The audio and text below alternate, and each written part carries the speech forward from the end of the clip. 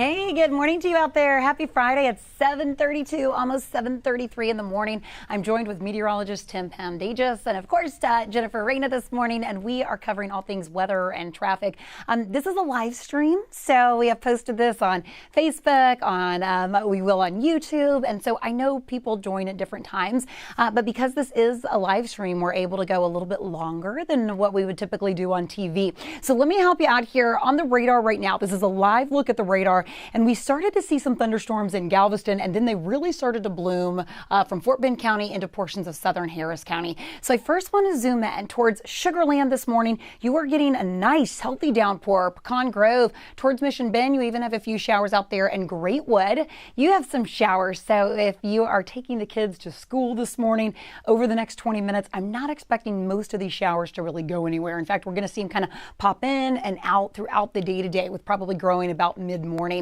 Beaumont Place, let me take you eastbound this morning towards Galena Park. Park Place, you typically commute on 45 southbound, the Gulf Freeway. You have some light to pockets of moderate rain. When I'm showing you the radar and you're seeing some of the orange and a little bit of the red, that's showing some heavier downpours, which is the case from Alameda or right around 288. I've been talking about inside the Beltway and inside the Loop. We've continued to see these showers grow and some of these thunderstorms. Okay. A quick half to an inch and a half of rain will be possible. Same in Galveston as well. Texas City, Galveston, right around 45, the Gulf Freeway. You're continuing to see these heavy downpours grow.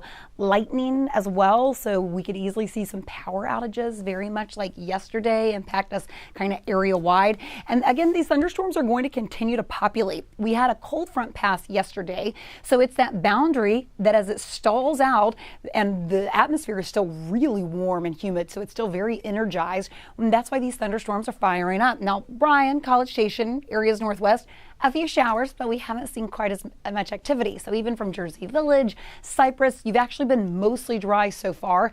I am expecting some of those downpours to fire up. Near the big airport, notice how that lightning strike is starting to get a little bit closer towards Humble and Atascocita. You've been dry so far. But just like yesterday, especially if somebody's flying in or if you're trying to fly outbound today, we could easily see those ground stops. So not so far. Let's hopefully that holds steady. But as these thunderstorms continue to grow, that may be a concern. West Columbia, Brazoria County, Siena, again, right along 288. These are some healthy downpours. Our flood risk, the potential today is at a slight risk. And notice that's because some of the areas that saw some really heavy rain picked up 1 to 3 inches of rain yesterday. You combine that with another 1 to 3 inches of rain, a quick high water spot will be very possible. This is the very beginning of a pattern change that's going to last even throughout next week. Every single day, we're going to see the chance for these isolated downpours to scattered thunderstorms. And with that being said, I'll bring in meteorologist Tim Pandages.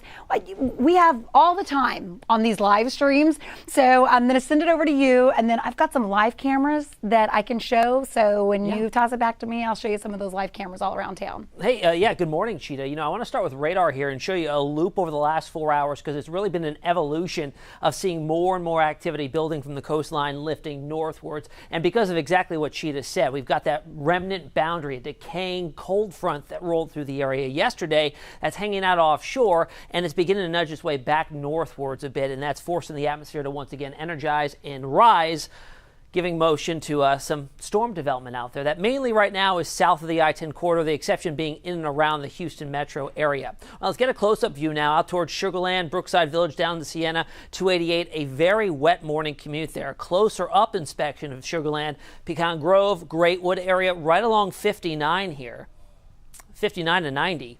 Getting a lot of heavy rain. And there is some thunder and lightning thrown in this. Radar doesn't always pick up on the cloud-to-cloud lightning strikes, so certainly still some loud booms out there this morning. Brookside Village, Alameda, down 288 there, Fresno area. You can see the dark shades of red and maroon, and that's where you're also finding some lightning strikes there. Strongest part of that cell developing and moving towards the Pearland area, where I've heard it's been a mess for school drop-off this morning in the Pearland area along 35, and you've got another round of very heavy rain, thunder, and lightning headed in your direction from the west, and then building eventually towards the Friendswood area, which yesterday was under a flash flood warning from our initial round of storms that rolled on through. Now, it's not just south of I-10. We've actually got a few areas north of there. Beaumont Place, Oates Prairie, Cloverleaf, Jacinto City.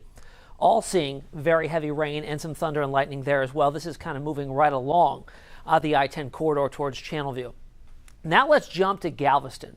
This is where it's pretty much been raining since the onset of everything. This is where it all began, and it continues to pour there.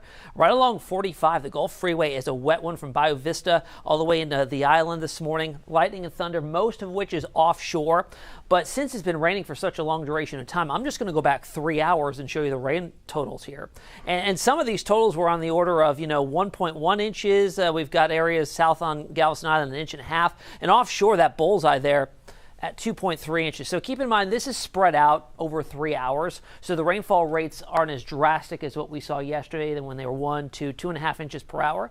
But these are up there, and they could certainly overwhelm the drainage basins, which all it really takes is 1.5 inches to 2 inches per hour rates to overwhelm those in some areas and cause some street flooding. But you can see it really kind of evolving and populating, as Cheetah said. I think that's a great word to describe this, because more and more showers and downpours are developing as we see the daytime heating now start to take place. Sun is up now. We'll start to cook things up a little bit more, and that'll just add additional fuel for these storms to use. Now, as I switch this up and show you wind streams, and this is the surface-based winds direction, model-based, but relatively close to what's going on in real time. You can see where that boundary is set up, where the wind streams are converging. That is where that remnant or decaying boundary is, and you can see that that's the focal point for storm development, at least initially, and then it's beginning to span its way northwards and expand in coverage there too. What that's doing is that's the convergence. So it's causing convergence in the atmosphere, rising motion, and we've got the lifting mechanism needed for some storms. So how does it play out as we go forward from here? Well, starting things off this morning, we could see models handling quite well, initializing correctly, and then it just expands even farther. More likely north of I-10, going to get in on some of that action too. Through lunchtime, still wet. I don't know so much about it quieting down in the areas that are seeing the rain now. Maybe letting up a bit, but this is likely a little underdone.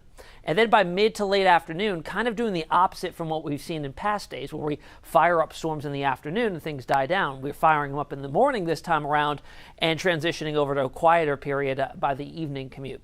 Sheeta was talking about our enhanced street flooding risk. Yeah, there it is. This is from the Weather Prediction Center, and they grade the threat of excessive rainfall from a 1 to 4. So we're at a level 2 now. That's slight risk in the areas in yellow. And it does encompass a large chunk of southeastern Texas here and our viewing area. So our weather threats, that's our main threat for today.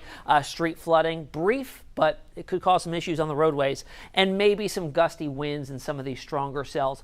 We're not under a pronounced severe threat for today, which is the good news. This has done a great amount of work for our drought conditions. So this is this week's drought update. The rain coming in yesterday and today are not factored into yesterday's report, and that'll be accounted for in next week's. But we've nearly wiped out severe drought conditions, or extreme drought conditions, in Montgomery, cut it in half in places like Harris County and down into Chambers as well. So our weekend forecast, 92 on Saturday, 60% chance there.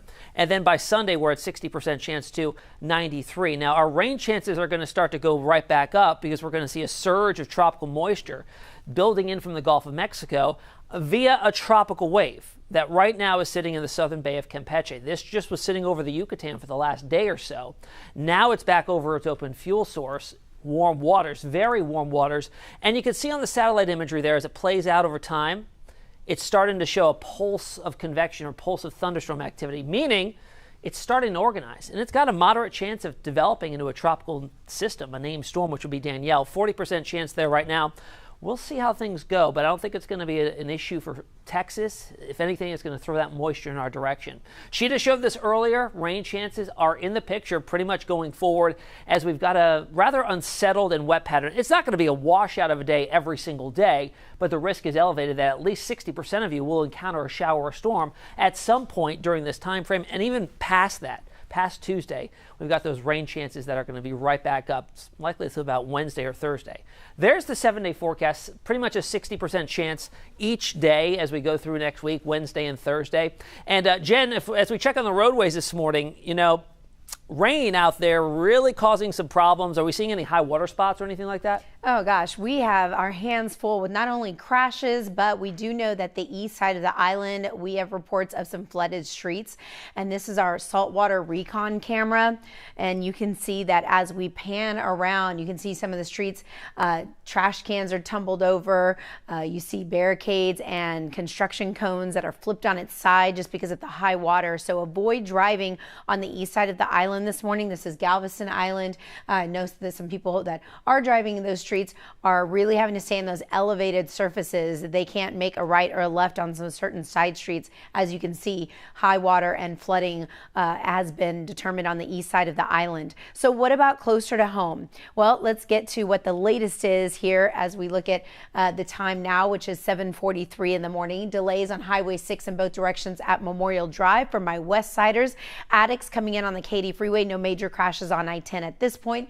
The South Beltway has been drenched this morning from I-45 to 88. This whole entire stretch of the corridor has been slippery, and we've had different crashes. One working at Sabo right now in the eastbound direction. Also, the East Freeway, very slow going from Cloverleaf into Denver Harbor due to heavy rain. 90 is also drenched, so slow your speeds. East Beltway between Beaumont Place down to Channelview is saturated as well. I mentioned those flooding spots off of the east side of the island, so please avoid driving if at all possible so we can wait for some of that water to recede. We did have a multi-car crash on the North Beltway eastbound at Imperial Valley.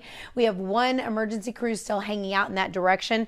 The bottom line is all streets are delayed, even side streets that I was recommending as alternate routes. And I'm hearing from drivers, it is taking an hour to get from I-69 over to the Hardy Toll Road. So you need plenty of extra time, or maybe you can work from home this morning for a little longer until some of the water recedes, some of these accidents clear out, and some of the issues clear up. Hazmat spill on 45, the North Freeway, southbound feeder road is working right around Tidwell Airline. All of the feeder road lanes there are shut down. As you can see, traffic is not able to get through, but your main lanes are looking slow going, but they're open. HOV lane is also open. Hardy Toll Road will get you through from Greens Point into downtown Houston, showing you some of that backup there on the main lanes at Parker so you can get a sense of what it looks like in the area. Outbound lanes are flowing well if you're leaving downtown shooting up toward Conroe.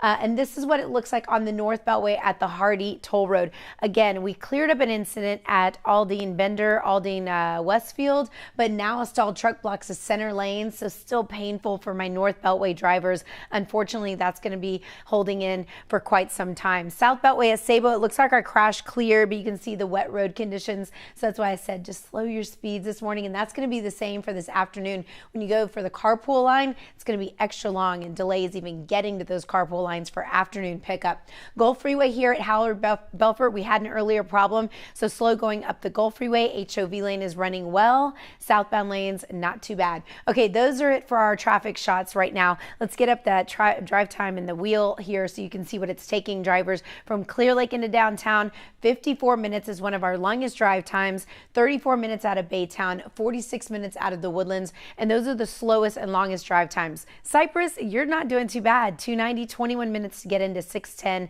And as far as weekend road work, I do have one to mention to you, quite large on the project side here. 45 headed southbound from Crichton to FM 1488. It's going to be a total closure tonight at 9 p.m., lasting all weekend long until 5 on Monday morning.